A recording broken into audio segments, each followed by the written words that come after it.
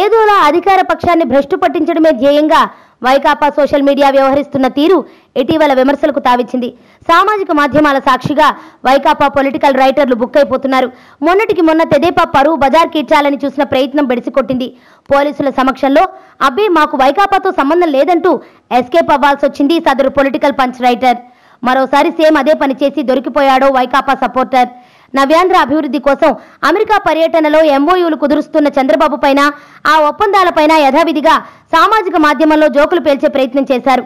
అయితే ఈ ప్రయత్నం మరోసారి అడ్డంగా బెడిసికొట్టింది. అవగాహన రాహిత్యం కొట్టొచ్చినట్లు కనిపించింది.